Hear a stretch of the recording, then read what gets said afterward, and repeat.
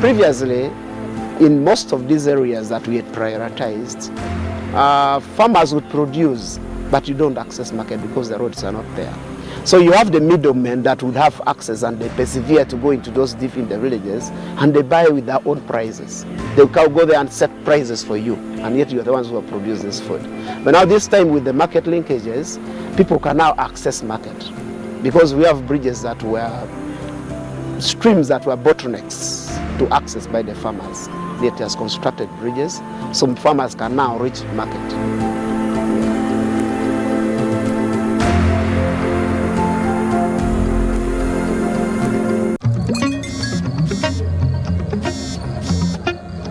Hello, darling. Hi, Granny. What did you do this weekend? Well, on Friday, I went on a science trip with my classmates to Windy to see the gorillas. Then we watched the cup final in London. Oh. On Saturday, my friends and I met up to hunt some dragons again. Also, I taught the vacuum cleaner and the TV this new dance everyone's doing. They're really getting into it. And on Sunday, I went to bed watching the world from space. And you? Yes, seriously, Granny. With Airtel 5G's lightning-fast speeds and seamless connectivity, you won't believe what's next. Airtel, a reason to imagine. Live from UBC Studios in Kampala. This is Good Morning Uganda.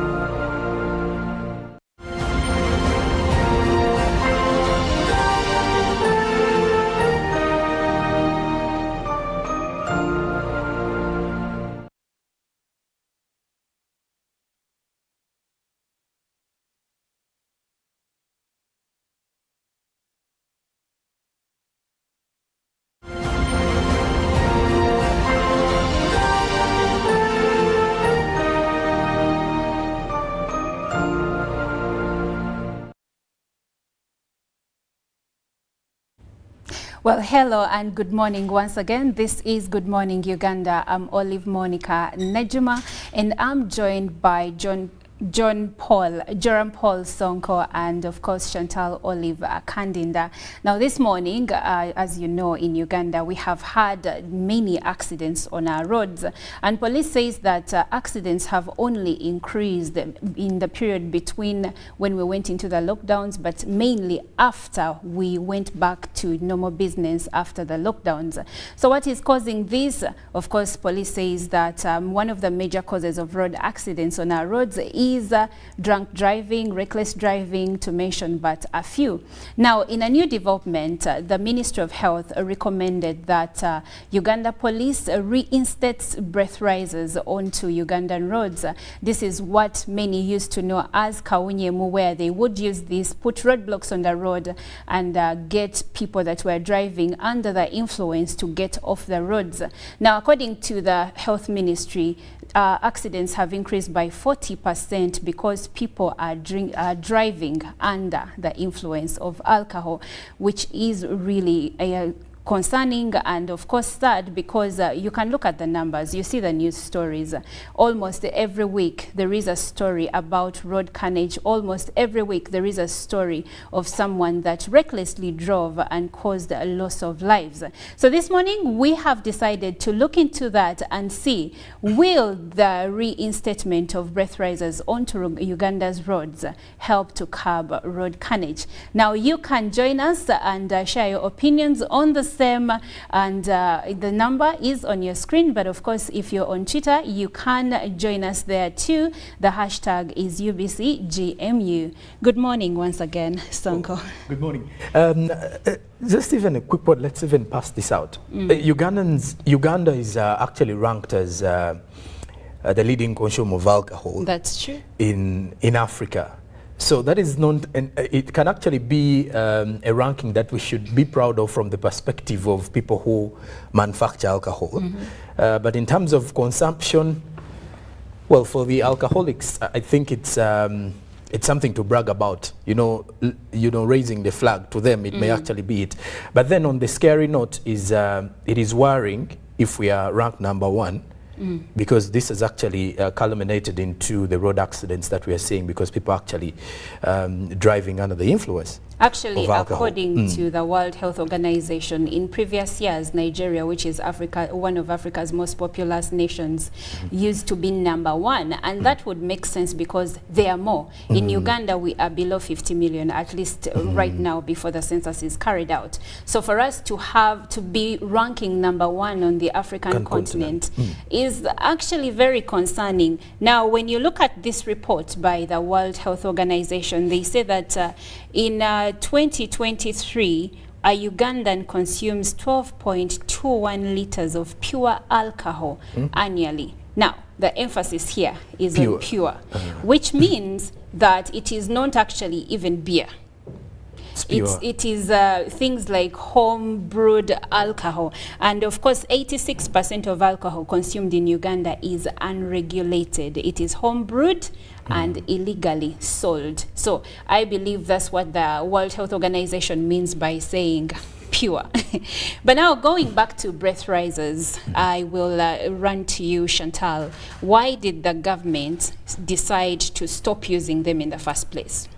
In the first place, the major reason as to why they were stopped was because of COVID-19, and because of the spread and the controls that were being put in place. But also that when I hear that, it leads me to the fact that that means people in that night, if you grab about 10 to 20 people, they're using the same breathalyzer. Yes. The same tube. Now imagine, Sanko was like, imagine getting one straw like this and using it to feed people at a function. One straw for them to test your drink at a function. You know what that means? That means it's not just COVID that you're spreading. You're spreading hepatitis B. You're spreading a number of diseases to people because you don't know what people carry. And you know, saliva is full of enzymes, and very true. The enzymes, my enzymes may not connect with yours, and there could be a reaction. Anyway, let's not get into science. What I'm saying is, that is, unless if they are saying at the moment, they're going to get different tubes for different people that are going to use this breathalyzer. The Uganda police says that yes, this time round they are going to use different straws or tubes, if you like, disposables actually. Yes. So what had failed in the first place? Well, I guess we learn. COVID-19 has taught us so many things. So I will give Uganda Police Force and the Ministry of Health a plus here. A benefit of doubt that it will actually happen as it should be happening.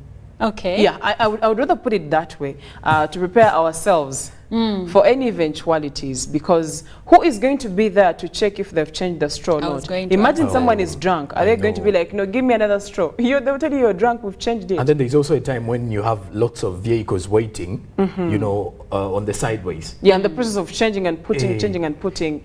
So who's going to be there to control that? Because you see, much as you're trying to help Ugandans get in line, because clearly Ugandans in a way have failed to get in line when it comes to road use. Because according to the report that was published, human error apparently is the leading cause of road accidents. Human error now, that is inclusive of drunk driving or driving under the influence, inclusive of reckless driving, among others. So in this case, you are trying to control Ugandans who have failed to control themselves. But also, are you mindful of their health? Now, we know we're not going to revisit reasons as to why people are drinking themselves to such points. We can leave that for discussion another time. But as a government that cares for its people, let's make sure that this is that this check is in place, because at the end of the day, you're going to have more people falling sick. So true. More depressed because they are sick. They don't even know where they got the disease from. They've been controlling, okay, the alcohol, yes, but they've been in a way living carefully, trying to not to get some of these diseases, but then they're getting them. So we also need to keep that in mind as we are trying to help Ugandans keep themselves in check where they cannot. I'm actually also curious about the public's perception on this. Now, I know that every Ugandan wants road carnage to reduce, Yes. from where it is now to something way lower. We want that, right? Right. All Very of true. us. We But I do. would like to know, do you think this is something Ugandans have actually welcomed, or they feel like it is an inconvenience for them? Ideally, first is when you come to think of it, most of the drivers we do have on the roads, especially during the night hours, are either driving, especially late in the night, are either driving under the influence of alcohol or a given substance. So you may actually think of it that most of them will feel attacked in a way because once you exceed the alcohol levels, if I'm to get the numbers here, 0.39 cc, then that means you are definitely going to be, questioned or arrested.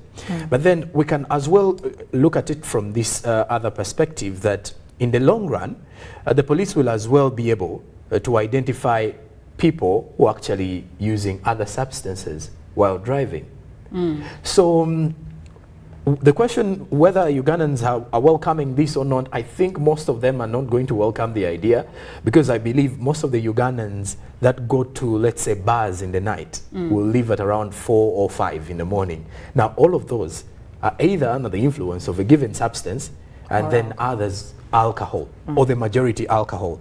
So that means we are likely to have many of those arrested, trust me, because we have lots of drivers who drive under the influence of alcohol or even a given substance.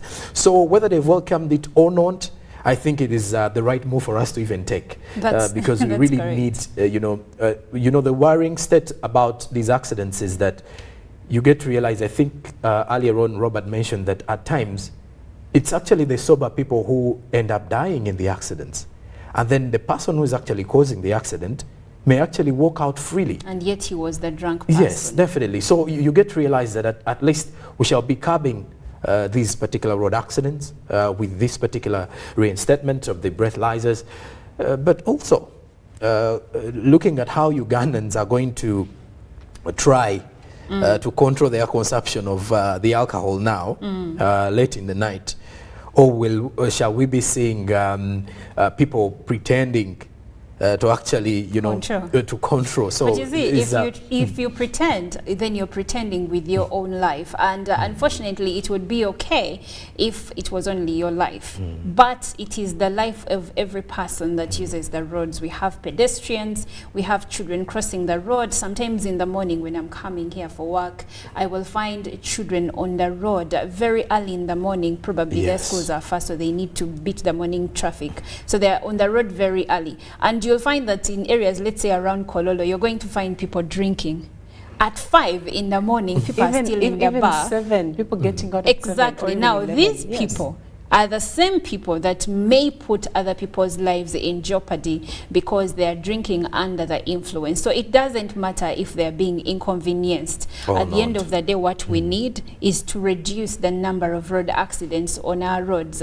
But before we continue, I would like for you to join this conversation. Do you think that reinstating breathalyzers or kawunyemu onto our roads will help to curb road carnage in this country? We have had many stories of people dying, drunk driving, reckless driving. Would like to know what you have to say about this, if this is a step in the right direction or not. So you can share your opinions using the number that is on your screen, but also on Twitter, hashtag is UBCGMU. Now, coming back to my colleagues, we have said so much about how good this is, a move in the right direction. Yes. But let's talk about enforcement. Because it is one thing for the Ministry of Health to recommend reinstatement of breathalyzers or kawunyemu, and of course Uganda Police saying that we are going to do it. We already talked about how we already wondered how sure we will be that these tubes are going to be changed per person, because road users are many in the night. But that aside, are we sure that kawunyemu is that the officers that will be in charge of making sure that Ugandans are doing the right thing will be doing it the right way? Will they be on the road at the right time, will they not take bribes? Aren't we risking another corruption avenue? Exactly. Chantal. Well, you see, the unfortunate bit is that we can't be sure that we are not risking another corruption avenue, like you've put it, because you don't know what happens. How about, I was thinking to myself, how about a collection of efforts or solutions being crafted and put in place? For example, I was reading somewhere, and this particular article says 90% of Ugandan drivers did not attend driving property or driving school. 90%. And even their road safety awareness is questionable, that 90%. That is very true. And then also, nearly 70% of people driving on Ugandan roads have not the right experience. But also, when you go further and read, you're going to realize that even our roads themselves, one of the leading causes just being overspeeding and us not behaving well on the road. The other thing is, our roads are not well maintained. That is one. Two, we have inadequate signage. So, are we saying that drunk driving is the major cause of road accidents? Because you see, you are talking about the breathalyzer and it only detects alcohol.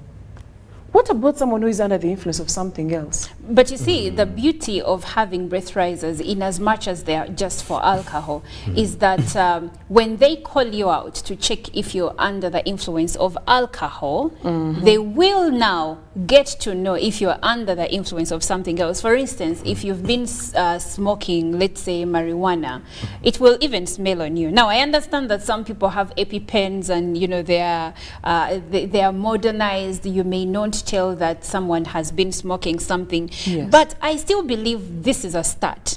You start somewhere. It is a start, but I'm looking at, pardon me, I am looking at a problem that has existed over the years, and that is the problem of road carnage. Yes. I am looking at challenges that have existed over time, the challenges like people not being very well experienced, looking at the roads that need maintenance every now and then, looking at road signage. At one particular point of my life, I went after going through driving school and everything. I went to IOV, and some of the road signs that they were showing me, I had never seen on any road in Uganda.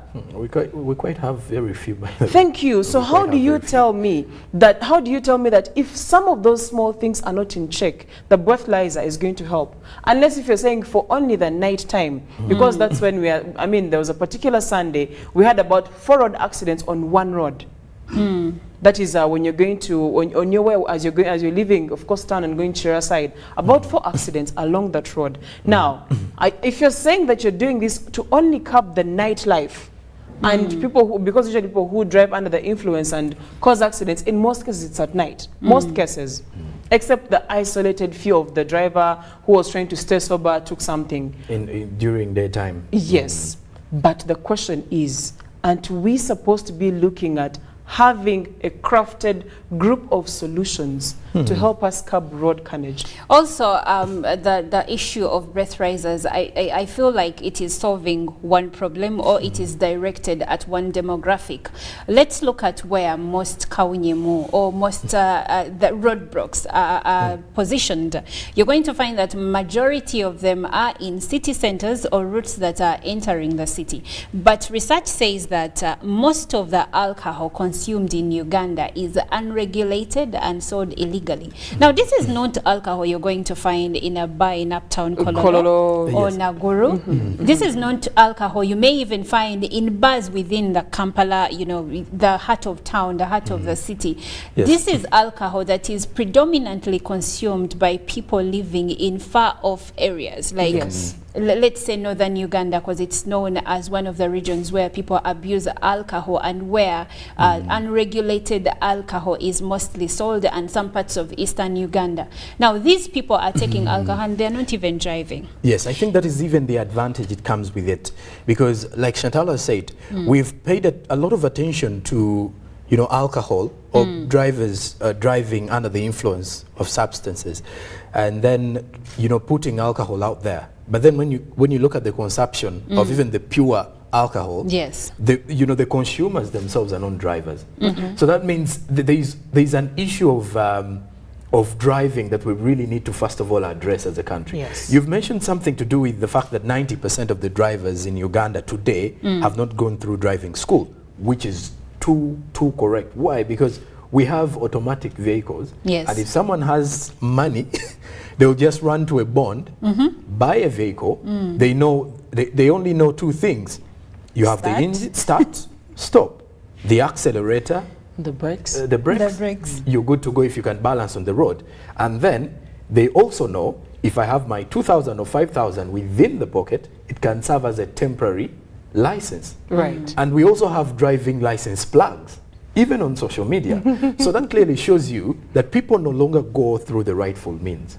So like you've even mentioned, even the available signs we have today on the road, not all the drivers know what they even mean. Because they did not go to driving schools. When you don't go to a driving school, there is a lot you're not going to know. Right. The reason why we have lots of accidents by border riders is because a boy will come from a village, maybe from my village somewhere in Nakaseke, and they come to Kampala to make it big. Kampala is where dreams come true, okay? So they come, apparently, so they say. Yes, so they say. So they come to Kampala, a friend has a bike, some of them are even working at washing bays, and then a client leaves a bike, he starts tinkering with it, and then before you know it, he's on the road. And then next time, because that's why for me, if I must use a bike, I strictly use the registered ones for companies like Safe Border, because I have some bit of trust in them as compared to of course there is a deeper conversation regarding that, but I feel more comfortable using those as compared to a random border that I've just hailed on the road. And most of these ones do not have driving licenses, did not go to proper by the way, do we have riding schools? No, we don't. No, we really don't. Because we have driving schools for cars, but for borders. Because even a 14-year-old can hold a border and hit the streets. Wow, that is really sad. Now, I would like for us to have a look at some of the comments from our viewers and see what they have to say. Now, I have a comment from Cricket Derek Gagamel. Thank you so much, Derek, for always being a part of this show. We appreciate your contribution. He says, Kaunyemu was implemented way back, but it yielded less. The major hindrance of all such laws is corruption. Most of those laws are available, but dormant. Still, officers are seeing that as a golden opportunity to get money. We must fight corruption for the betterment of our country. Cricket Derek Gagamel from Makindye. Thank you so much. And he says he touches on something that one of you shared, where we said that at the end of the day, this is a move into the right direction, but it could be another avenue for corruption, unfortunately. So it seems like we are dealing more with corruption than road carnage. Because if we can fight corruption, then we can fight road carnage. Because if we are, leaving other factors constant, if we are to take the direction of road carnage and connect and putting it together with substance abuse or alcohol, then you're going to look at the reason as to why in the first place, we still have this vice existing after having put measures over the years. So there is something that is there is an underlying issue, yes. And the honest truth is the underlying issue is corruption. So we need to deal with that. Yes, at one point police was ranked the most corrupt government. No, it's not body. At one time. Every time the corruption report comes out, Uganda Traffic Police is on top of the list. I am trying to be polite. No, I'm not trying. These numbers are there. If you want to search for it, you're going to find it. The numbers are there. Research has been done, and it is proven true that traffic police is corrupt. Now, do I feel proud saying this? No. But we need to speak about these things because this is the only way we are going to fight some of these challenges that we have. And like I always say, when it comes to corruption and traffic police and road road carnage, it starts and ends with each one of us. Because every time you sit in your car and say, this car 10K I'll put on the side to give to the traffic officer, you're enabling. You know that your car has no tires, but you decide to hit the road. You know that your car is a DMC, but you know that you will get your way out of it by just giving someone money. At the end of the day, you're not also helping. We have other comments from our social media contributors. This is Okech Noah. He says he's from Tororo, and he says, for me, as young Ugandan people who are working should put humps on the road, because some roads are there with humps. Imagine with almost 3 kilometers without humps. Like yesterday in Tororo here in the evening, 2 people lost their lives. I think he's trying to address the issue of some corners where we must, like death spots, where we must have like humps so that drivers can reduce their speed while applying those routes. Then this person says, do breathalyzers detect how much Njaga Mairunji? Some drivers do not know how to drive in the night, especially when it comes to control of lights, which is also another cause of accidents. There is a big problem in Uganda. Good sections of the roads, too much speed. Bad sections of the roads with potholes cause accidents. Roads poorly marked, others no road signs at all, then corruption. Cocktail of issues. Need to go back to the drawing board. Thank you so much. You didn't leave your name, but thank you so much for your contribution. And then this other person says, hey, good morning, UBC. It's me, Joseph Washington. Me, I see just another opportunity for night traffic police to make money. Those people are just making money, because you can't tell me that someone who has drunk lots of alcohol can fail to give a policeman 50K to let him go. He has a point there. And then another commenter says, it's unfortunate that all these are happening here, but the most cause has been the carelessness of us, the drivers, because most of them, especially the loaded trucks, get to park in wrong places, especially on Chotela Road. Now, speaking about truck drivers, by the way, we know that they use substances. It may not be alcohol per se.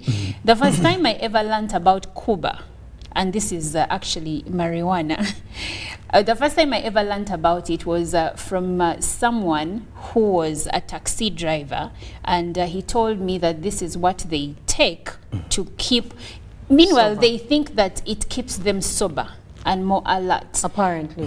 So I think. But do we believe this to be true? I've interacted with some drivers, some long-distance drivers, where most of them even take waraj in the night, and they say that at least it gives them an extra 2 hours of traveling. But I think there is also something I've realized with the replies there, is that we've overfronted corruption, and then we've forgotten that corruption does not happen because the police officers want money. It happens, if at all I know it is the only way I'm being bailed out. So that means if we all knew that driving under the influence of alcohol is not good, then that means we shouldn't drink and then drive. Because at the end of it all, the reason as why you want to pay off the traffic officer is because you know you're in wrong and you know he won't refuse. Now, how about if you're not in wrong? You See, we know that, let me take you back to school. Back in school, you knew that you were not supposed to stay in the dormitory during prep. It is a rule set by the school. Yes. It's a guideline towards achieving a certain goal as an individual student and as a school for good performance. So it's very well known among the traffic laws that you are not supposed to drive under the influence, because it is believed, it is believed that you don't have the right judgment to make the right decisions at the moment, so you are not supposed to be on the wheel. So we know we are not supposed to be doing that. But the fact that we still do it, that means we know we have an escape route. Who creates the escape route? If I offer the traffic officer money and he refused it and took me in, and all of them did the same thing, tell me that would still happen. That's where I disagree with you. But you know, there is a why are you giving the traffic police officer a bribe to begin with? Because why are they you have doing made it? it possible. They've made it You see, possible. it takes two to tango. True, they've made it But possible. we cannot, this is like the pot calling the kettle black.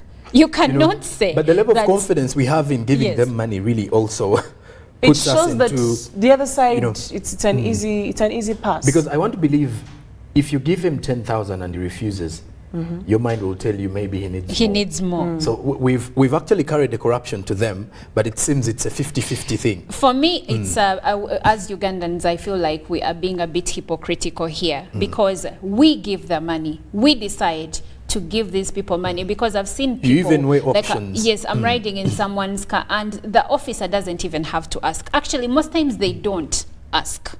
He will say, madam, hey, you know you have no tires. You're like, officer, you know, you see, before you know it, you offer. That's why I'm saying we are being hypocritical. But then there here. are those that ask for it. But majority don't. Now, let's be honest. Why doesn't he say no? Why I'm saying it takes two to tango is the Ugandans are very many who are not actually, we are not taken for training. Now, I'm looking at it from this angle. This traffic officer is trained to handle people.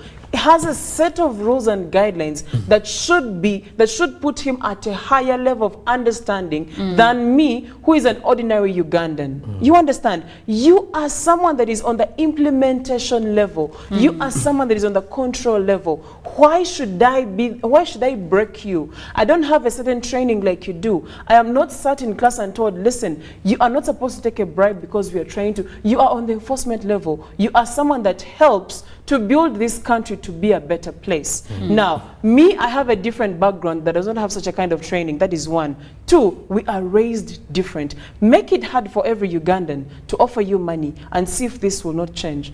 Well, I have a few more comments, but before I go into them, please share your comments through our social media. You can use the hashtag UBCGMU, and of course on WhatsApp you can use the number that is on your screen to share your opinion regarding the new move by the government to reintroduce breathalyzers onto the roads as a way to curb road carnage. Now, I have a comment. He didn't leave his name, but he says, let's observe the road signs while using the roads, and traffic officers should be strict while performing their duties. Thank you so much for your contribution. And this Jimmy says, I beg your pardon. Jimmy says, good morning to you. I'm Jimmy. Kev, enjoying your program from Mokono. That idea is good, but it will start favoring the corrupt traffic police officers and robbers because people can't stop taking alcohol. So they can accept to walk to drink, then robbers wait them on their way back home. For me, the best is to emphasize responsible driving and responsible drinking of alcohol. And another commenter says, we must devise means of testing drivers who get on our roads as ready drivers. The drivers are also under pressure from the multiple fines from police and daily payments to the car owners, plus the owners of those vehicles. There must be a concerted and intentional interventions to reduce the pressure and mental stress among drivers on the road. This is Bruno Namisi from Wakiso. And Okirol Clement from SETA says, hello, good morning, Uganda. All in all, the blame goes to the Ugandan corrupt driving schools who issue driving permits to untrained drivers. Now, no one had mentioned this. The driving schools. Because driving license processing was taken back to driving schools. I remember when I went to get my learner's permit, a gentleman was in front of me, and when he reached the counter, the lady sent him back and he had made the payment on his own in the bank, but the lady told him, you need to come back through a driving school. So if these people have driving permits but are not well trained, that's where we go now. You see, Olive, it goes back to the hypocritical aspect you mentioned earlier. First and foremost, if you are a driver and you know you've not passed through school, then that means you're being a hypocrite to go to a driving school just to get a license. But why don't we hold driving schools accountable? Remember, because they have licenses to run these schools. Remember, when you go to get a license, they'll take you through a training. Actually, the test is actually very simple in most cases. It's you park, reverse, It's just like a 5-minute thing for someone who has been driving for a year, or even more years. So I think it's a system that we've created ourselves, and either you're benefiting off it, or now some of us are realizing we are no longer benefiting from it. Let's speak realistically, and let's talk about real life scenarios. You have grown up in a family that has, say, 3, 2, 5 cars, and this big brother of yours says, let me teach you how to drive. You hit the road. You hit the road and you're driving under the instruction of this big brother of yours or whoever. Because they know how to drive. Because they know how to drive. They teach you how to drive. And going forward in VAC or something, you start driving. You get an emergency at home, you drive. Your mother says, go to the market. The market is closed, meaning from home to the market, you won't be intercepted by any traffic officer. So you actually drive to the market. And then you start driving at night because there is no one going to check whether you have a permit or not. And then over the years, you actually can drive. You can drive and you're good at it. Well, you don't know very well the road signs. Maybe if you were helped, your brother, when they were trained, they would tell you, you see in the roundabout, you're the one who has the right of way. If you're here, a few things here and there. Because they cannot exhaust them because they're not trained to teach how to drive. Yes, you get. So he has given you the basics of the skill, but not given you the some of the technicalities that come with the road signs and maneuvering. And then time comes for you and you're like, I pay my 600,000 to this driving school when I know how to drive. I'm giving you the reality of what happens in most people's minds, those who have driven for years. So what are they going to do? They're going to strike a deal with this driving school. I know how to drive. I just need to get a permit through this driving school. Can you do that for me? Isha, that's another back on them without spending fuel and time to teach you. So the most they're going to do is, okay, those that I know of will tell you, come over the weekend or this day, we are taking you through road signs. If you care to go, you will go. If you don't care to go, they're not bothered. You paid your money. They can even ask you to pay extra. Thank you. For expressing? They will process the permit and you will get the permit because you told them you know how to drive. Maybe the most they'll do is, okay, you have the IOV bit, come and let's test your box parking. Let's show you how to do it, and you're 3 days and you're done. This is the reality, by the way. And the reason as to why very many people would not go through driving schools is because in the background they were trained by people who are close to them, who are known to them, taught them how to drive. And then after that, spending 600,000 to pay a driving school, they're like, it doesn't make sense. And honestly. And as someone that has the reality is backed by the money aspect of it. Yes. It is the money aspect of it. And as someone that has gone through a driving school myself, and also because before I went to a driving school, someone tried to teach me and we failed to agree.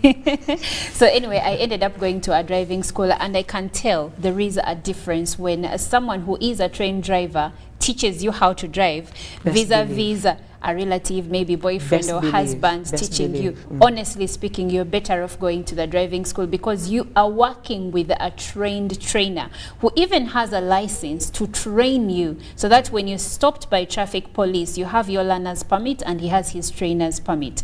And I believe that it would be more, you would feel safer in the hands of such a person. Maybe Ugandans will use the fees driving schools charge as the other excuse for not going to them, but that's a story for another day. I read some few more comments and we will see how to move on. So this one says, good morning UBC, 60% of traffic police officers prefer money to asking for driving licenses. This has been done to Fuso drivers mostly, especially along Bombo Road. And then this one says, morning, we should not capitalize on corruption. We should mind about our lives, because if you corrupt someone and then you drive or ride carelessly, you want police to sit in the vehicle. She says she is called Joy, and then she continues to say, we should not capitalize on corruption. It's drivers or riders who are not minding to our lives, because if you give a police officer your money, does he or she tell you to drive recklessly?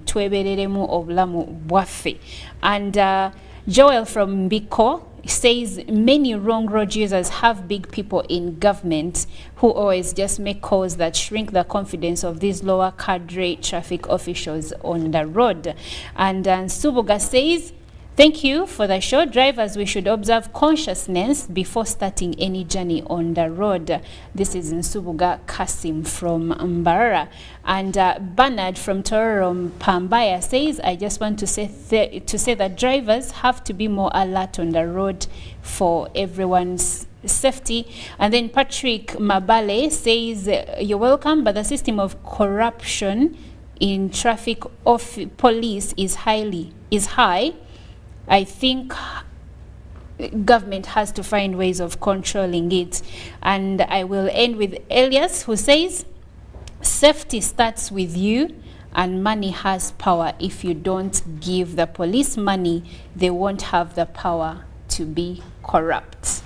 We will end it on that note. Thank you so much for your contribution, and the conversation continues online. Follow us on Twitter, and of course the hashtag is UBCGMU. Thank you so much for always contributing to the conversations that we have here on Good Morning Uganda. Now we will have a look at the dailies from the East African region.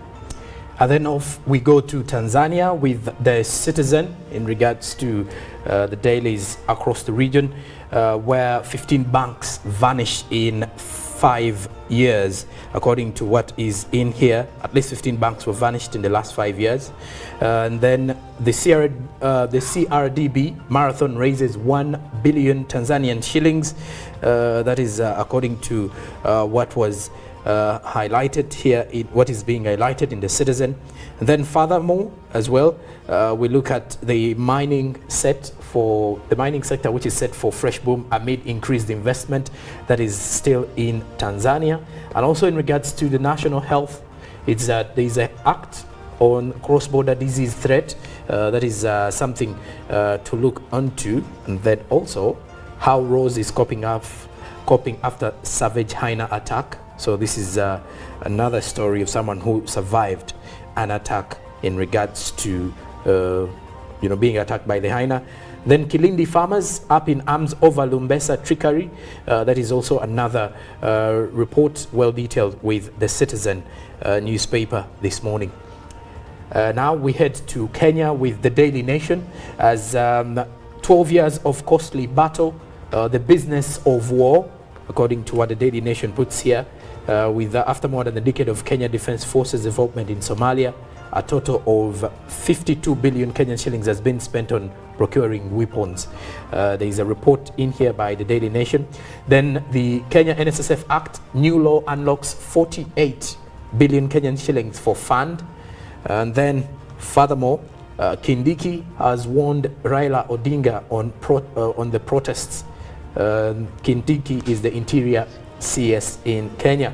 Then also, still with the Daily Nation, new COVID strain. There is also a variety of interest coming in from there.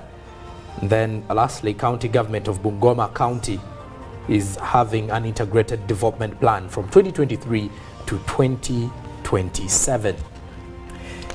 Now, as we return back to our dailies in Uganda, the Daily Monitor is having a headline regarding borders that have actually lost bikes over loans. We have quite a number of borders that actually get the Tugende and then drive to own or right to own.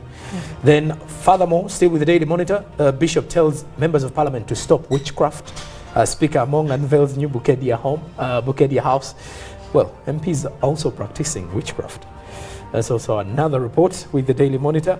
Then health living, when should a mother not breastfeed?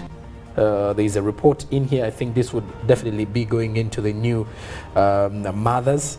Then also in relation to President William Ruto and President Museveni meeting, they discussed trade, security and other bilateral relations in here. The Daily Monitor is giving you a detailed one this morning. Then in the other news, used cars procurement process has been cancelled. Daily Monitor gives you details. And then 8 dead, 68 injured in 2 road accidents over the weekend. Wow. Of course, this is the same issue that we're actually addressing here today. And then also, a strange disease is killing animals and it's actually spreading panic amongst people in Nakaseke district. That's it for the Daily Monitor this morning. Well, that does it for the headlines in the dailies in Uganda and of course the East African region, that is countries of Tanzania and Kenya. This is still Good Morning Uganda. I'm Olive Monica Najima. We will be right back.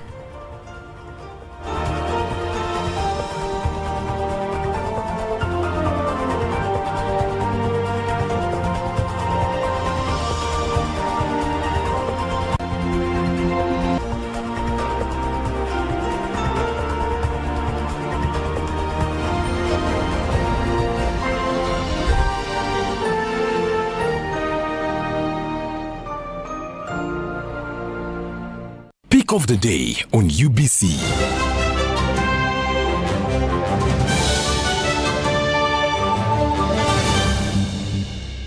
Was brought to you by MTN Momo Pay is the easy way to pay. Dial *165*3# or use the MTN Momo app. You don't need cash. MTN Momo Pay is safe and free.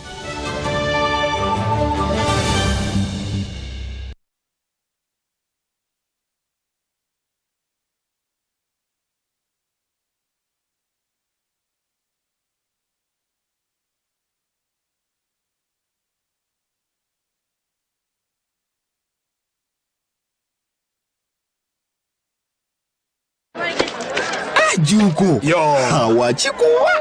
Check the shopping, man. What's your secret? Haven't you heard of the parish development model PDM? Yes, I did, but I thought it was just a talk. No, Sebatia. It is real.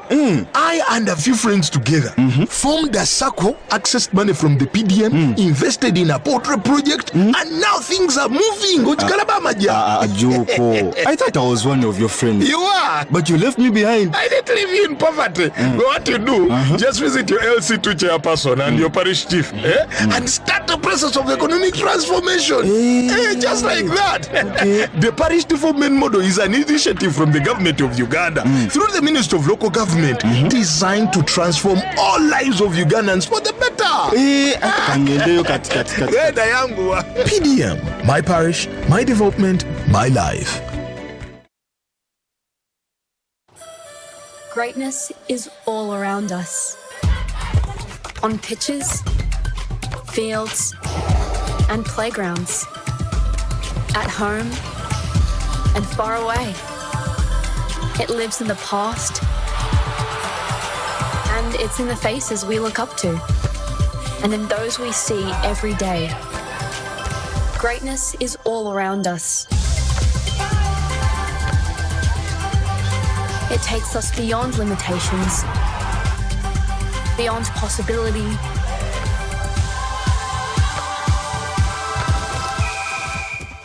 beyond doubt, beyond expectations. The only question is, where will it take us next?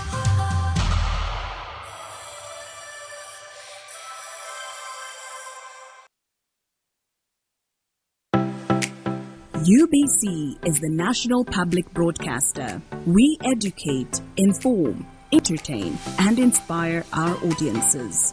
You can watch us on free-to-air channel 001, DSTV channel 282, GoTV channel 371, Star Times channel 201, Zuku TV channel 20, and Azam TV channel 350. Even when your subscription expires, you can still watch UBC for free on your pay TV platforms.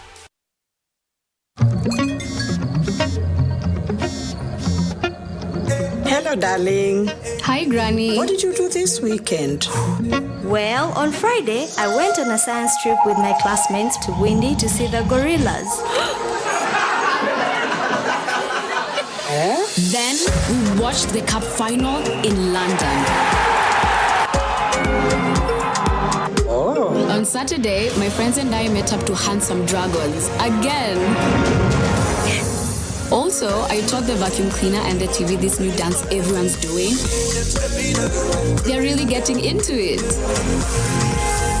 And on Sunday, I went to bed watching the world from space. And you? Yes.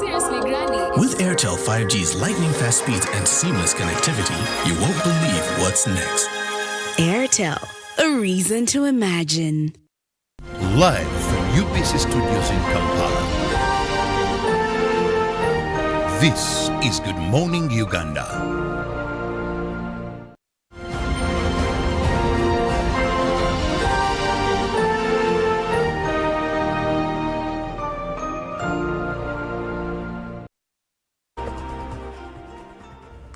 It's a beautiful morning. Good morning, Uganda. This is again Good Morning Uganda. I'm Olive Monica Najuma, here to take you through traffic updates this morning.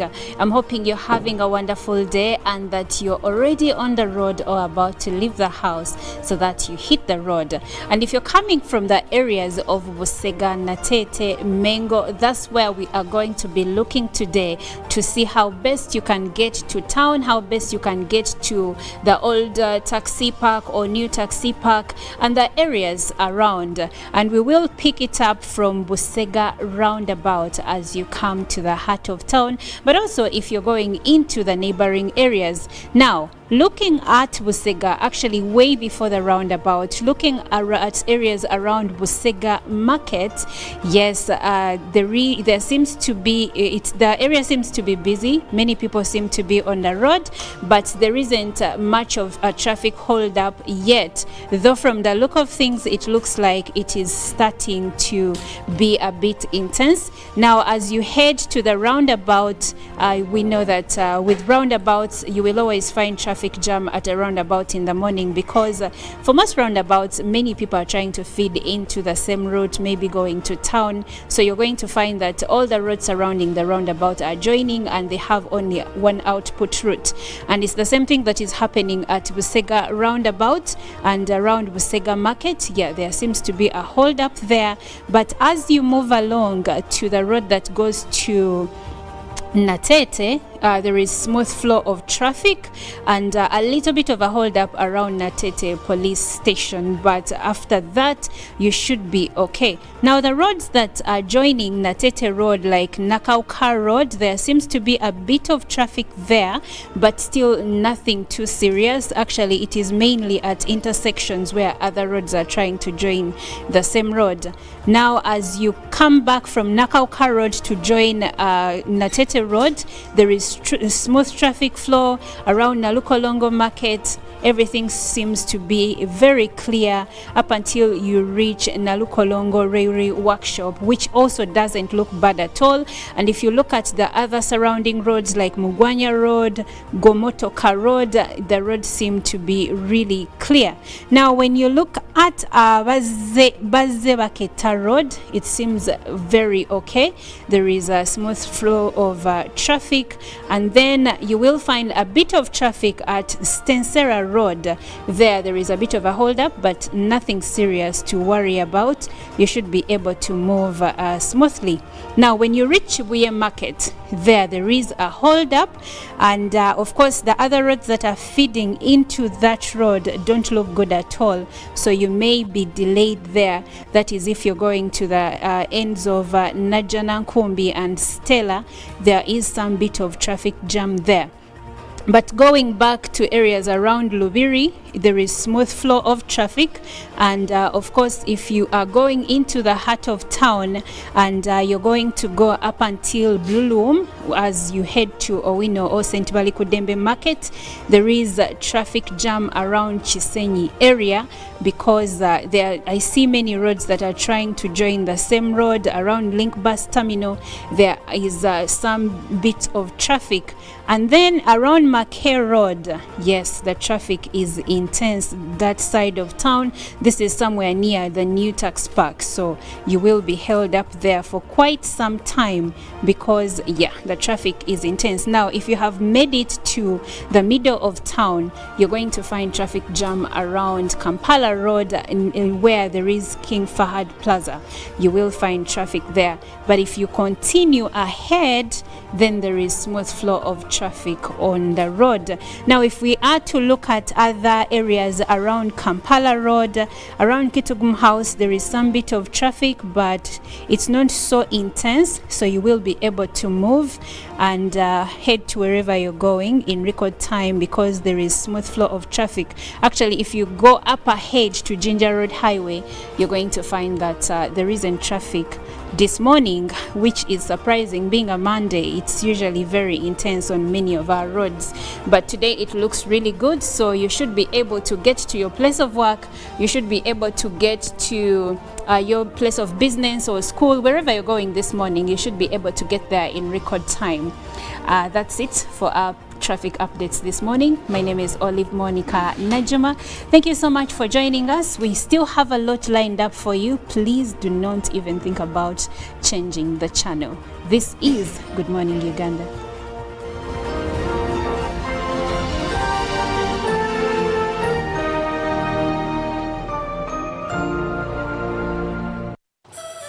Greatness is all around us. On pitches, fields, and playgrounds. At home and far away. It lives in the past, and it's in the faces we look up to, and in those we see every day. Greatness is all around us. It takes us beyond limitations, beyond possibility,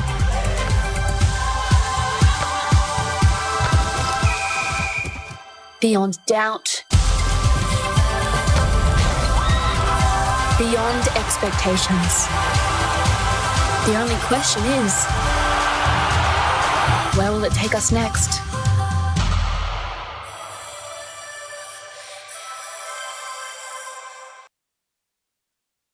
Pick of the day on UBC.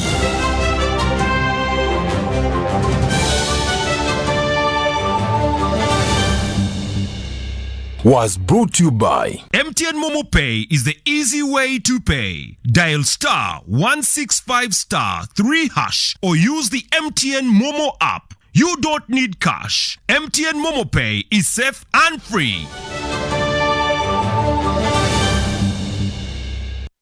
Ireland have qualified for the Women's World Cup for the very first time. It's unbelievable. What a summer to look forward to.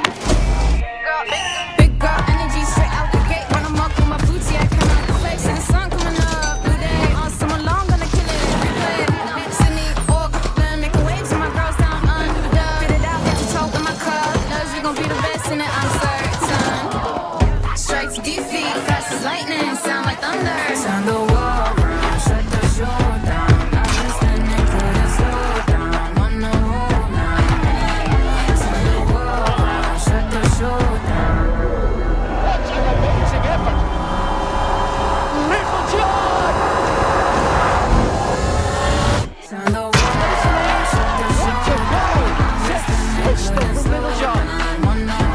Ireland on its way on the world stage.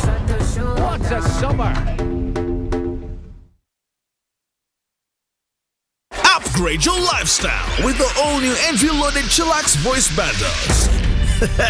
Now, call all networks in Uganda with Chillax voice bundles. Call all networks, no expiry, no worries. Dial *100*1# and select call all networks. Airtel, a reason to imagine.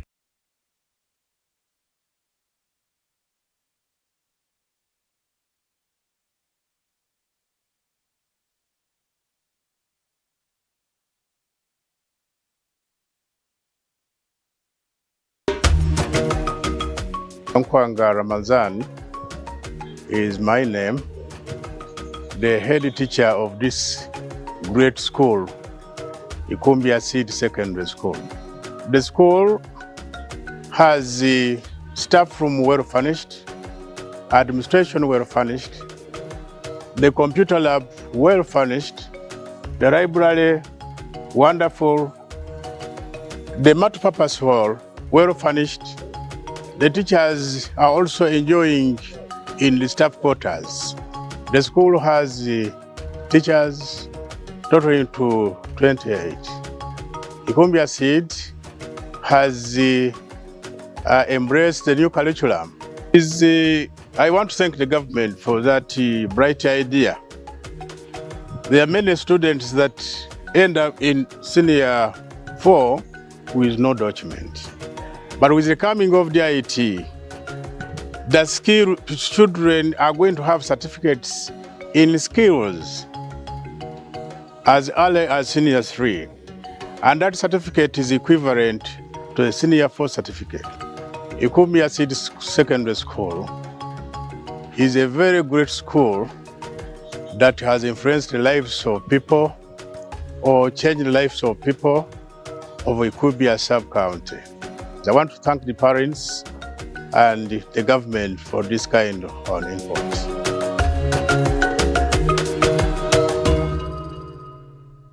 Live from UBC Studios in Kampala. This is Good Morning Uganda.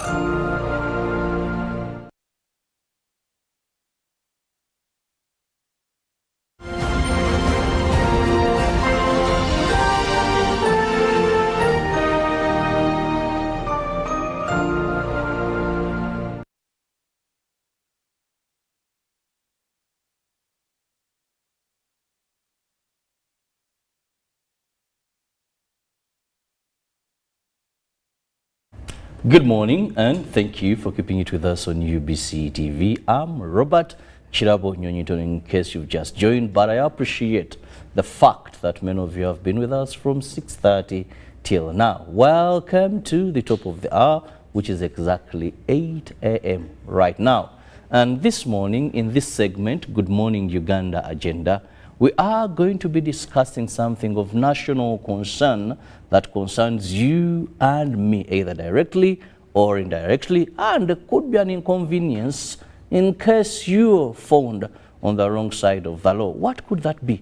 Well, we are discussing digital number plates. Many people call it that way, but I would say it is the ITMS system, Intelligence Transport Monitoring System, that government of Uganda found wise that all cars must have. And the aim of this is, among many, to fight crime, because a car, a motorcycle, would be effectively tracked. That's what we assume when this system is in place, in case a crime has occurred. Now, joining me on set to discuss this is the Principal Communications Officer, Ministry of Works and Transport, Susan Kataike. You're most welcome, Susan, and good morning. Thank you, Chirabo. Good morning, and good morning, our viewers and listeners. Now, to begin with, all didn't seem so well. That was on 8th of August, just last week. I saw 2 ministers appear before the Parliamentary Committee on Infrastructure. That is General Edward Katumba Amara, Minister for Works and Transport, and General Jim Uhwezi. Now, the members of Parliament had a number of questions for them, and again we saw it back in the media. This morning we'll be looking at some of those questions, but as we start, help my viewer understand what is really this that many people are not understanding very well, or others are against for reasons that we'll be discussing later on when we talk about the ITMS system, or Intelligence Transport Monitoring System. What are we referring to? Well, the ITMS in full is actually the Intelligent Transport Monitoring System. And one thing that I would also want to use this opportunity to correct is that these are not digital number plates. It's just a new registration plate, but they are not digital. So, of course, people have been talking about us, government, introducing digital plates, but it's just a move from the current registration plates that we have to a new kind of number plate that has enhanced security features. So basically that is what government is doing. But maybe to take us back a bit is that I would like to give a brief background. I think you remember in 2018, the president of Uganda, H.E. Kaguta Yoweri Museveni, came out and said to start tracking tracking vehicles because of the rate of crime.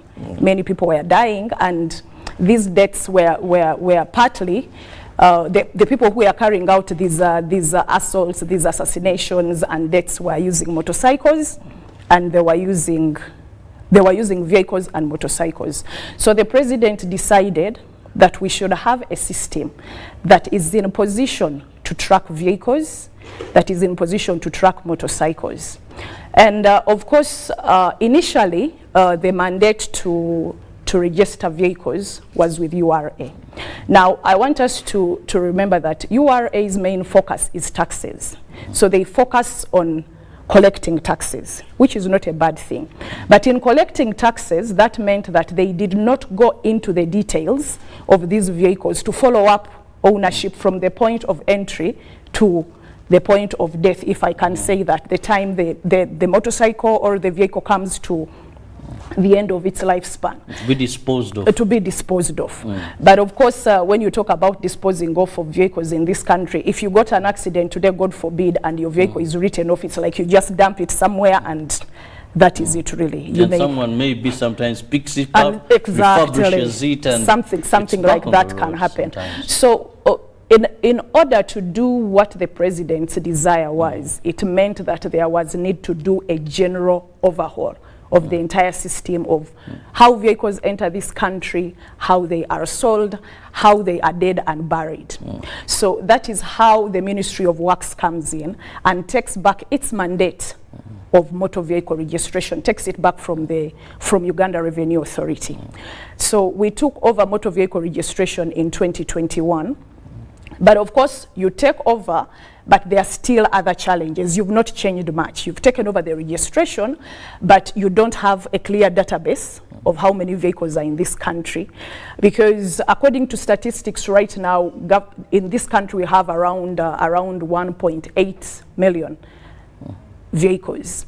But it's very difficult to track when most of these vehicles entered the country, how they have changed ownership, and those that are already off the road, that are dead and buried. So it's on that background that the intelligent transport monitoring system comes into play, and the Ministry of Works and Transport is now directed to develop a system, or a module should be developed on the intelligent transport monitoring system for the registration of vehicles. So this means that you cannot use the current data to do what you want to achieve. So now what government is saying, let us re-register all the vehicles. Let all vehicles get number plates that can be followed through from point of entry, point of ownership, to the time when they are off the roads. I'll give you an example. I don't know, some people have bought vehicles. I buy a vehicle today, I sell it to you, and you know sometimes the way we do it is not really, I sell it to you, you give me the money, but I don't change ownership. Yes. Then also you sell it to somebody else. You can look at a vehicle over a period of 10 years. It has changed ownership maybe 4 times. Now, this vehicle is involved in a crime. The information that government has is that vehicle belongs to you. But remember, maybe 6 years back you sold it, or 10 years back you sold it. It has changed ownership so many times. But all these people have never transferred that vehicle into their names. So if that vehicle either commits a hit and run, or it's involved in a robbery, or any other crime, the person they will come looking for is you, because it's you on the system who owns the vehicle. So that is unfair at the end of the day. So those are some of the reasons that government is now saying, let us re-register these vehicles, let them all have new number plates with enhanced features, such that it's easy to follow up in case of anything. And 2, also sometimes you've seen where on the other side, of course, if a vehicle commits a crime, and maybe I lose someone, and people now will start, but where is government? Why can't, it's this car that caused this crime. This car is the one that caused the hit and run. And they go looking for this information and it can't be found anywhere. They'll find you, ask you, and you'll say, I have no idea, I sold that car. And it's even worse if you died. If the first owner died, the person doesn't exist anymore. But the vehicle on paper belongs to a deceased person.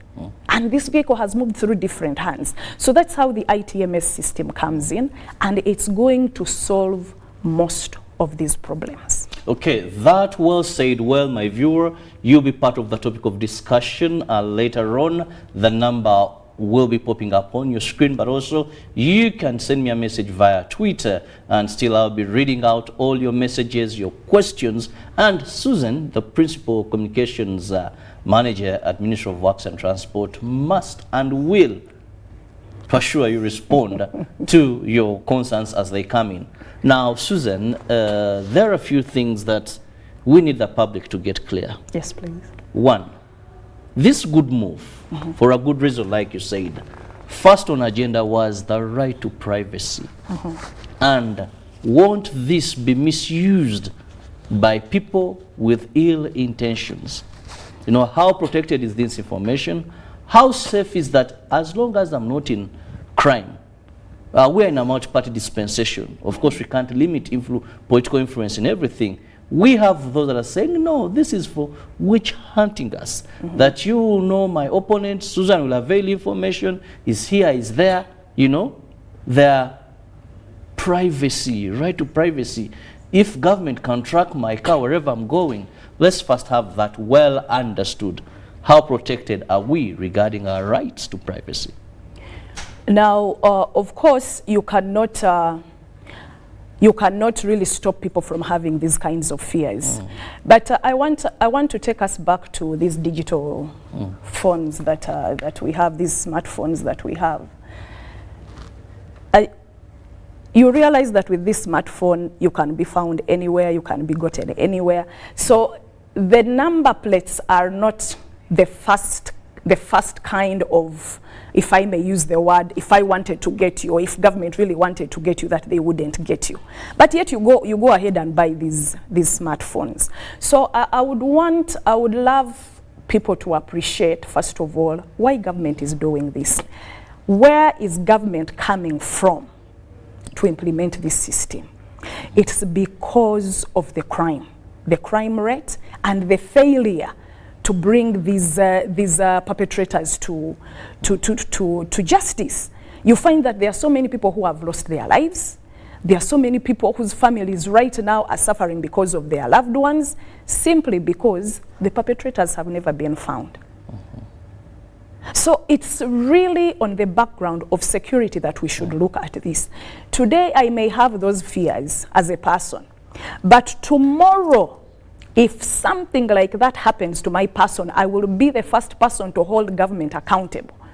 What will I say? That government is supposed to secure its people and their property. And now government is here saying, we have done all of the other things. We are now trying to introduce something new that will enhance our capabilities to bring justice and also to ensure that Ugandans are secure, plus their property. So I would love for us to look at it from that angle. But of course, you cannot take away people's fears. But as I said, you have a smartphone. If your fear really is that government is going to track you, if government wanted to track you, it can still use your mobile phone. It does. So it shouldn't really be that, the tracking is the issue. Let's look at tracking in terms of crime prevention and apprehension of criminals, and bringing safety and sanity to our country and on our roads. So, and I always say that if you know you're doing nothing wrong, then you have really nothing to be afraid of.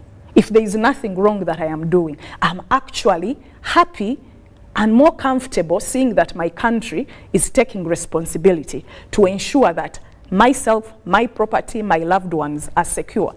So I only pray and hope that people look at this system in such terms, because if government wanted to get you, if government wanted to find you anywhere, it can. It has other means of doing that. But this is being brought in terms of road safety, in terms of safety of property and human lives.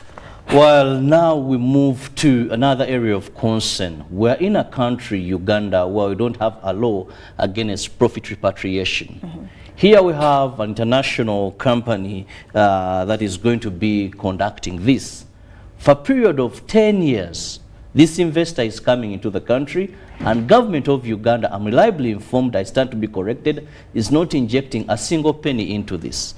This investor is coming, invests his money here, we give him 10 years. After 10 years, then the entire system will be handed over to government of Uganda to carry on with it. Now, these are the areas of concern. One, didn't we have local companies capable of doing so? Two, people believe and ask themselves, in this period of 10 years, where is government going to be benefiting? We are non-tax revenue and all that, but where do we stand to benefit? Rather than someone coming and scooping, we are paying. Look at the costs, you know, of these number plates. One person told me we've been having these ordinary number plates, let's call them ordinary number plates, without the current without enhanced features, like you've said. This, we have a company here in Uganda. We are told, and I stand to be corrected, that now we are going to import these number plates. Two, we've had companies that carry out with tracking here and installing all these, you know. Why didn't we go for all of these? When someone says a new number plate will cost 714,000, both for a motorcycle and a car, same price. Then if you have your number plate right now and you're going to get another number plate, for a motorcycle, 50,000. For a car, 150,000. So all these people believe is because we're having a company that is not ours, and we've left so many opportunities for job creation and promotion of local investors into this. First of all, when you talk about job creation, in a period of these 10 years, it's estimated that this company will be able to create over 1,000 jobs. So it's not that jobs are being lost. There may be some people who will lose jobs, but more jobs are going to be created. Most probably not for the persons who have them currently, and they are trying to absorb as much as they can from the local community. Right now, the joint stock is training people who the labor force that is going to be able to fit these number plates, and these are Ugandans. These are people who have been working in Chiseka, who have been working in different garages, so and from other sectors, but those who qualified, and they are currently training them. So that is news to me. Well, so how did you expect the number plates to be fitted? They had to train people to fit these number plates. And secondly, they are going to create, one is that motor vehicle registration is going to be decentralized, such that everybody does not have to flock to the URA office in Kampala to register their vehicle. Vehicles are going to be registered in the different districts. We are trying to create regional centers. So joint stock is going to put offices in these regions, and that of course also calls for more employment. So on the issue of employment is that there is going to be maybe a shift in employment possibilities. There are more people who are going to come on board, but most probably not the very people who are currently working in these sectors. But I believe that many of them are going to be absorbed into these current operations. Then on the issue of developing our local industries, developing our local domestic investors here. Currently, there are 2 suppliers of these number plates, and they're still the ones supplying. Now, as I said earlier, this system has a security function to it. Now, matters of security, I think I would love those to be discussed by the people responsible for security. There is a reason as to why it is this specific company that is handling this project. Can it work with the current producers? Those are discussions that most probably could be handled. I can't rule that out, but as far as I'm concerned, they are building a factory here. The number plates, the first number plates that are the ones that are to kickstart the project are the ones that are being imported. But actually they are building a factory in Bugolobi. They are setting up a factory that is going to produce these number plates. So that means that you're going to have actually again more people recruited into this service. So you're going to have more people getting jobs, and you're going to have people working in here. And of course, as I said, that is why you find that because of the security enhancements to this system, that's why it's a bit difficult to have this project handed over to other people other than the people, because these people are offering a total solution. That total solution comes with the number plates and the security features. So that is why it's a bit difficult to separate the two. It has to be one person who is doing both, enhancing the security functions and producing the number plates. I can see one of them right there. So that is why there is that issue of contention. Of course, there is a need to build the local industry.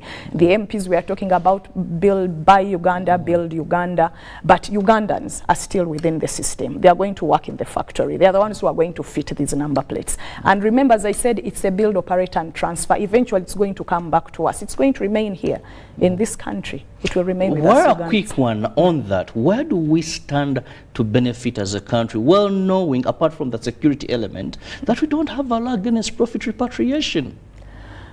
Well, 10 years is a big time, Susan. You see, 10 years is a big time, but the assumption that you're making that statement is that as soon as we start implementing the project, the service provider starts recouping his money, and which is not true. This person may most probably start getting back their money in about 6-7 years, because the investment into the project is really intensive. The project is capital intensive. So people may think that maybe at the end of the first year, at the end of the second year, this person is getting back their profits, but it's not. It's going to be spread over a period of time. That's why the project is 10 years, but actually you will realize that maybe they're only getting back their money in 4 years.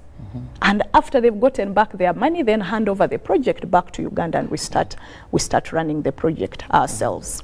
And when you talk about profit repatriation now, as I said earlier, also in regard to the cost, there was a financing model that was developed. There is a reason as to why the prices are set the way they are set.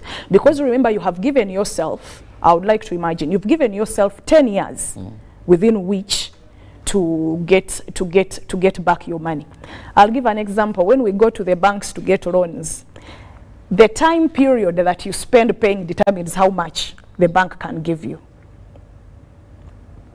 The time period, of course, basing on if you're a salary earner, depending on your salary, the more, if you want more money, then the period is lengthened.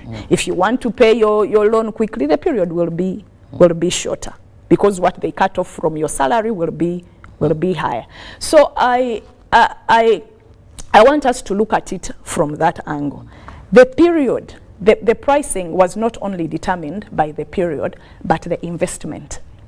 The investment that is being put into this business. And as you rightly heard, according to what the ministers said in Parliament the other day last week, is that Uganda is not putting in any money at the moment. The investor is putting in all the money that is required. So that is how the prices, that is how the government came up with the prices. And also, when somebody argues that why is it that the current owners of vehicles and motorcycles are going to pay, when they change to the new number plates, they will pay 150 and 50,000 respectively. When you're buying a new vehicle, you're more inclined, I want my car today. When I have an old vehicle, I'm like, I already have a vehicle. Who says I really want to change my number plate? So there were many factors that were considered. So it's not to say that the actual cost of the number plate is 150 or 50,000. But it's you who is telling me to have it. The other one, the new vehicles that are coming in, the desire to have my vehicle is higher than the person who already has their number plate to change it and get the new enhanced number plate. So there was a whole system and thought process that brought about those figures. Not that people are being cheated, as some people are alleging. Some people are saying that it means that the actual cost of the number plate is 50,000 or 150, but that's wrong. I'm not an economist, but that is wrong. There were reasons as to why. Many would think it was just take and get. Today, you buy your vehicle today may be at 35 million, but if you went and sold it into, you make it, turn it into, break it down and start selling, but will you still get 35 million back? Most probably not. Now, the question that I've been eager to ask comes. Government of Uganda, honestly, has come up with many initiatives that are aimed at security. And even with them, we've not gotten as expected. Let me just give you a quick one. We had SIM card registration. Everyone register. At some point, cards not registered in the actual names will be disconnected. Ugandans, we obeyed and we did this. We lined up, these phone companies, we did all that, and we were told now once that is done effectively, give us this period of time. Today people are still being fleeced. Koro, this, that, And tracking these people is a miracle. If you're able to track and get the right people. It's a miracle, or by God's or divine intervention. Many will tell you, and sometimes it's very costly, even with the systems we have. That was one. Two, came cameras on our streets. Government of Uganda got taxpayers' money, invested billions of money into this. People were assured, should someone shoot you, then there's this camera, that camera will track this person. Sometimes we get funny images, not clear very well, that this is footage captured, police sometimes releases. Sometimes they give us sketches, and everyone sometimes looks to be resembling the previous sketch, that, well, these are going to help us.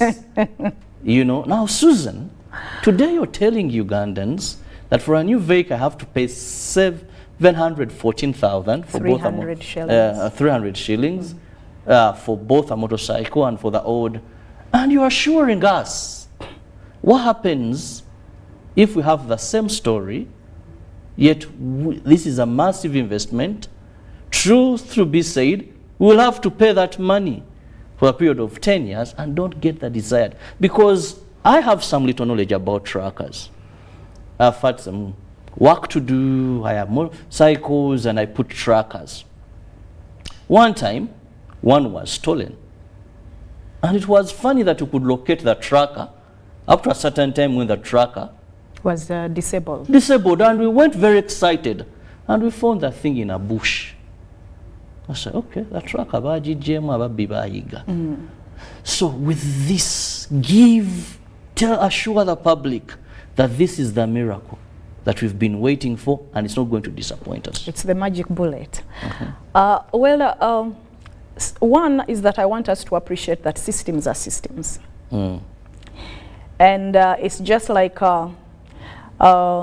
people who create for us these systems, and also then they put viruses into them, and then they sell to us antiviruses to clean. So technology is something that should be looked at with an open mind. We should look at it with an open mind. But in the same vein, I'll also give you an example. There is a time I was going to work in Kasese, and we had an accident. And that accident, somebody was badly injured. My driver was driving, and when he came back, he disappeared. He disappeared. So when he disappeared, of course, we went to police because there is due process. So we went to police, and this is to take you back to the SIM card issue. We went to the police and they were able to track him because he was so scared. Because I think eventually the person died. He was so scared that I think the first thing that came to his mind was to disappear. Maybe most probably he was going to go to jail, and he was tracked by police and he was found where he was and he was brought back, and eventually the case was resolved because it wasn't his fault, but the fear. But what helped? It was tracking him through his phone. So it does not necessarily mean that these systems don't work. At least I have been a beneficiary of that system. This person, my personal driver, not the current one, a driver that I had some years back. So I don't want us to paint these systems as systems that actually don't work. They do work, but there are also people who are very smart at beating these systems.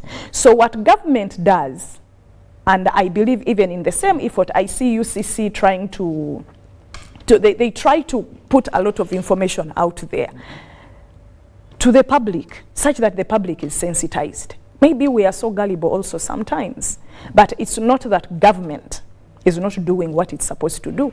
Because as I've told you, I'm a beneficiary of tracking somebody using a phone, and it's because they registered their phone, registered into their names, the SIM card was in their names, and they were found.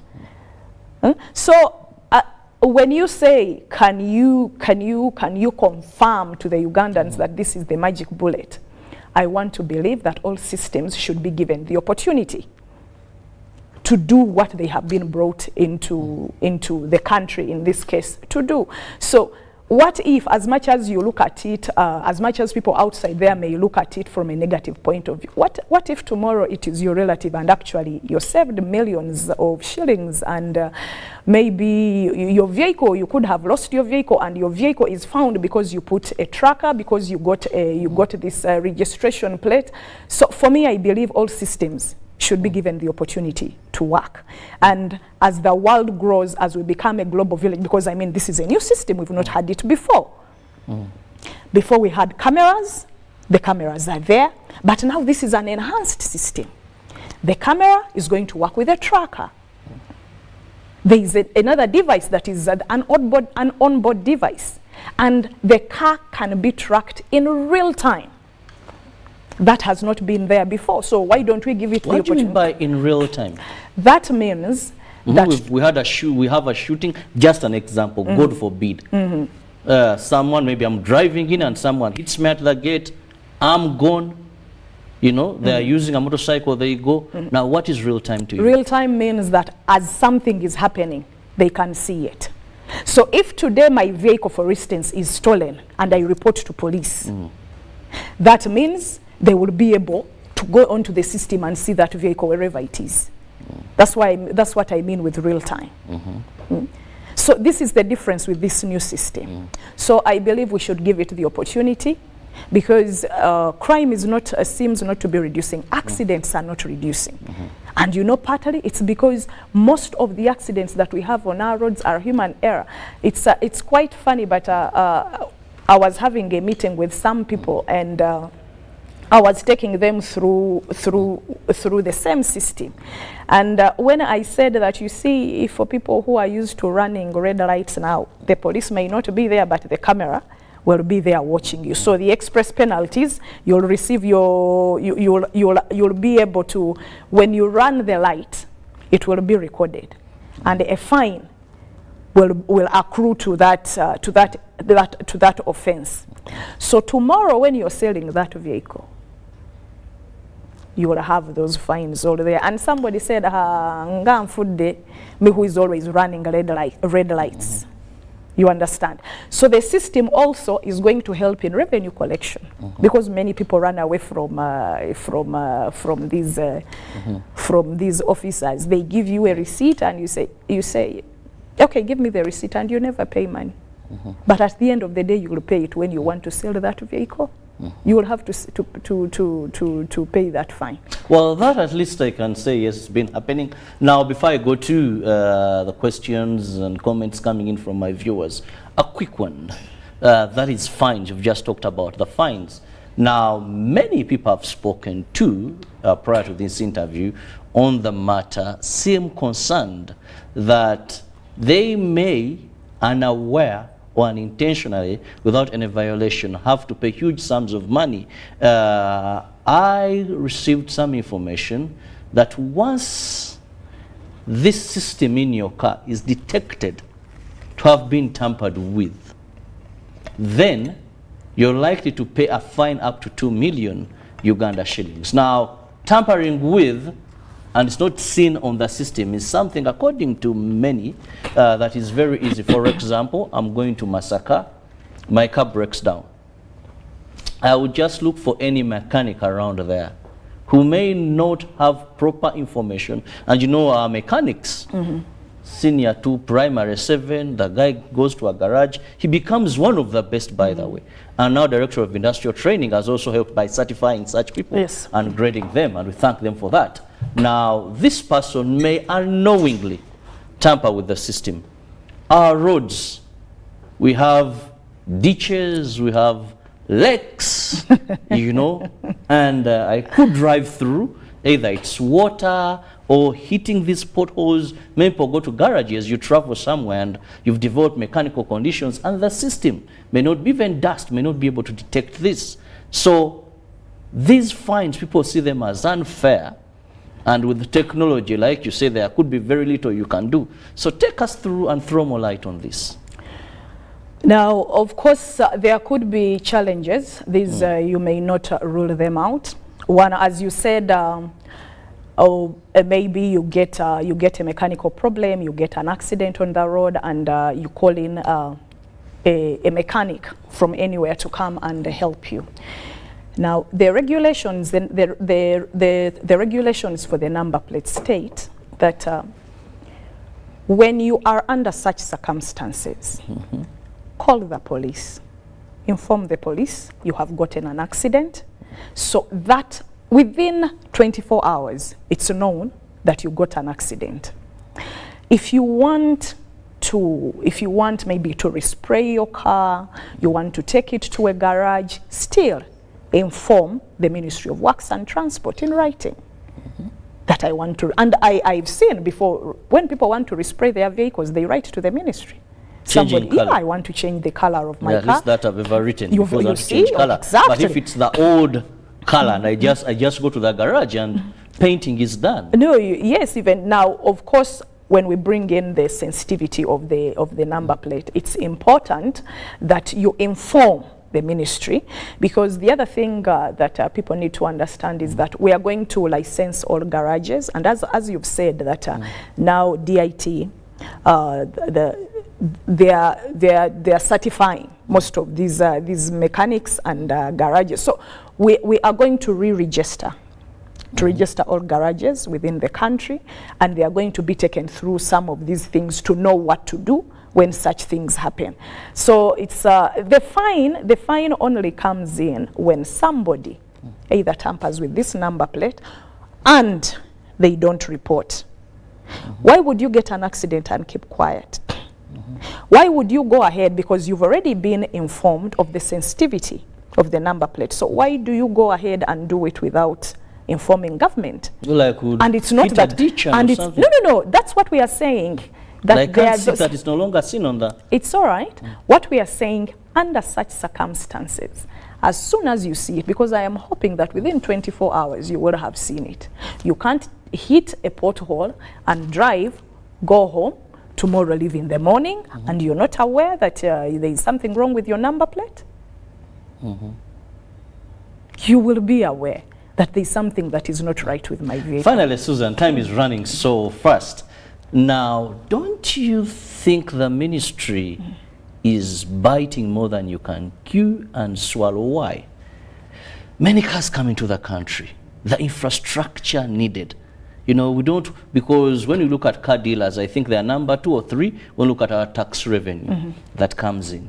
Now, what is this going to mean to them? You're talking about regional centers. You're talking about me reporting to Ministry of Works. You know, bureaucracy, delays in ministries. This seems so much pile, you know, that you people you're putting up, and you may end up being everywhere yet nowhere. Well, one is that as we start the implementation, first of all, we are working with carbons. We have set up these centers. We are currently setting up. There are those that have already been set up. There are centers that are being put in carbons. And what we've also said is that where we do not have permanent fitment centers, we are going to use the mobile fitment centers. So it's not that we are biting more than we can chew. And then now that is for the new vehicles. By the way, there's something that I would love for our viewers also to understand. We have 2 years. We have 2 years for those who currently have vehicles to change these number plates. You have a period of 2 years from the date that we start implementation. And what is that date? Of the project. The current date is 1st November. That is when we start issuing these new number plates. So that means that within 2 years from 1st November, you will be in position to change the number plate and get a new number plate. So right now, our main focus is on the new vehicles that are coming into the country. And we have fitment centers in Busia, in Malaba, in Mutukula. And then we have the bonds. So it's not that we are biting more than we can chew. And as I've said, we have the mobile fitment centers. They will be in place as well. So I believe that once we have the cooperation, of course, our key stakeholders actually right now are the bond owners, the car importers, and there's another third category of those who the key are the bond owners and the car importers. Let me have your parting shot. We need to get out of here. Well, I would really love to encourage Ugandans to embrace this project. This project is for our own good. And as much as most people don't see the good in it, I would like to appreciate that most people have actually embraced it. It's just those fears that people have. But let's give this project a chance. I believe that with time, we will embrace it. We implemented the driving permits project. It was just like this project. But right now, UDLS is seen as the best performing. But initially, the same fears were there. And I must credit those people. It's the only, okay, let me not say only, because credit government. Credit it's government. The only place I've gone to where you sit organized. There is no jumping queues, apart from pregnant mothers and old people. The order down there, I want to credit those people. It's the same order that we want to bring into the number plates, and I believe we can achieve it if we, our key stakeholders actually work with us. Well, thank you so much for your time. Thank you, my viewers. Well, most of the questions, Susan had addressed them, and they were very much so similar, cost and company and all that. But thank you so much for your time. Thank you for being with us. Ruben is here to take you through sports updates. Good morning. See you in the next hour.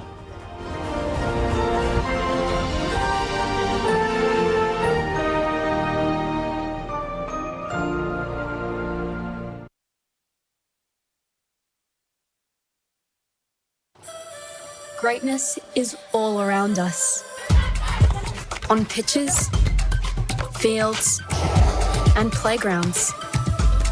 At home and far away. It lives in the past,